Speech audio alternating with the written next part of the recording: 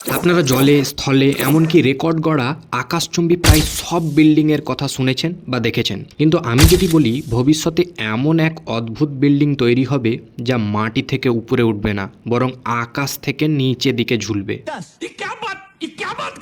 এবার আপনাদের অনেকের মনে প্রশ্ন আসতে পারে, এটা কি আদৌ সম্ভব? তো আজকে আমি আপনাদের এরকমই ভবিষ্যতের অবিশ্বাস্য একটি বিল্ডিং এর ব্যাপারে কথা বলবো, যার নাম অ্যানোলেমা টাওয়ার। তো দেখুন, এই বিল্ডিংটি মহাকাশে থাকা একটি গ্রহাণু বা অ্যাস্টেরয়েডের সাথে অত্যন্ত মজবুত কেবেলের সাহায্যে বাঁধা থাকবে।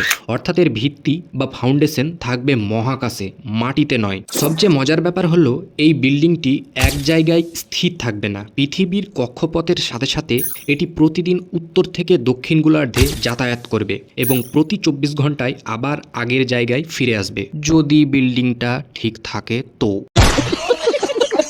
টাওয়ারটি এতটাই লম্বা হবে যে এর নিচের তলায় আবহাওয়া স্বাভাবিক থাকলেও উপরের তলায় তাপমাত্রা থাকবে -40 ডিগ্রি। সেখানে অক্সিজেন না থাকায় বাসিন্দাদের বিশেষ মাস্ক ব্যবহার করতে হবে। আর এই বিল্ডিংয়ে যাতায়াতের জন্য ব্যবহার করা হবে অত্যাধুনিক স্মার্ট ড্রোন এবং দ্রুত গতির লিফট। আর এই পুরো বিল্ডিংটির ডিজাইন তৈরি করেছে নিউ ইয়র্কের বিখ্যাত সংস্থা ক্লাউডস আর্কিটেকচার অফিস।